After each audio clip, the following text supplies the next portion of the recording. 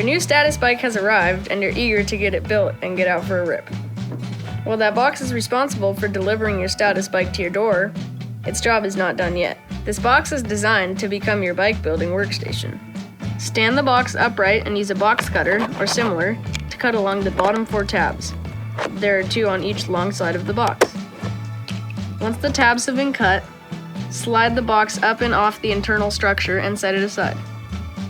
On the rear tower of your workspace, you'll find a small parts box labeled Start Here. Pull the small parts box off of the rear tower and set it aside. If you ordered tools to come with your Status bike, you'll find them in this box. Digital pump, torque wrench, and a water bottle cage with a specialized SWAT tool, along with your owner's manual, reflectors, and extra spacers. Now you're ready to get started. First, you need to remove the zip ties from the frame and wheels.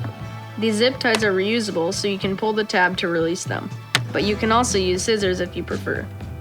Remove the front wheel from the package and you can discard the black cap that is protecting the axle.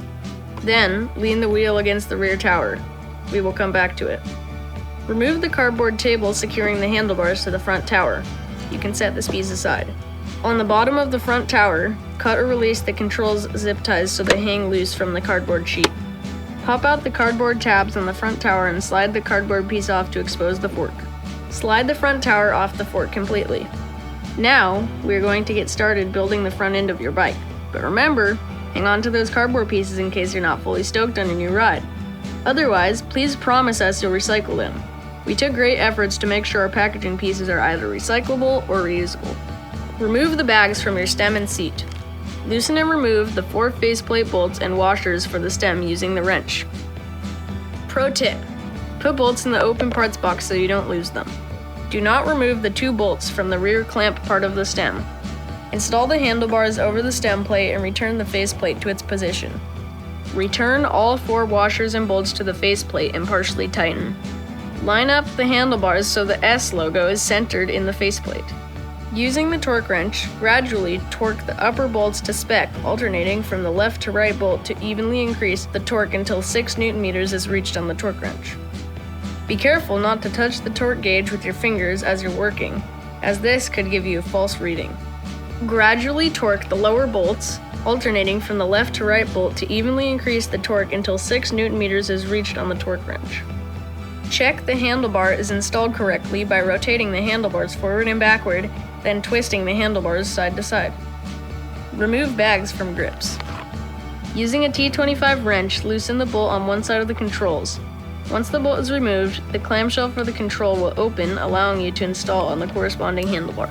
The seat post dropper should be on the left handlebar and shifter should be on the right. Double check you have each control installed on the correct side by making sure the brake levers on the top of the controls and shifter are on the bottom. Next up, remove fork from the front brace and remove plastic. Unscrew the through axle and take it out. Carefully install front wheel, making sure disc brake rotor fits into the brake caliper. Replace through axle and tighten. Now with the wheels on, you're ready to install your pedals. The left and right pedals have opposite threads, so when tightening, both pedals will rotate towards the front of the bike. Insert the left pedal into the left crank arm and use a flat wrench to secure the pedal into place with a counterclockwise rotation. Insert the right pedal into the right crank arm and secure the pedal into place with a clockwise rotation. Now that your bike is assembled, remove all the remaining packaging. You're almost ready to ride. To make sure the sag and rebound are set up for the way you want to ride, you need to find the QR product code on your rear shock and follow that link to ridefox.com/ownersmanual to get started. There, you will also be able to find details to set up your fork. But who are we kidding? You bought a Status, so you'll probably want to pump up that fork and get out and start riding. Please scan the QR code found on the fork if you need details on manufacturer's setup. Just a few more checks and you're ready to go. Perform a quick safety check to make sure your cockpit is tight and ready to go.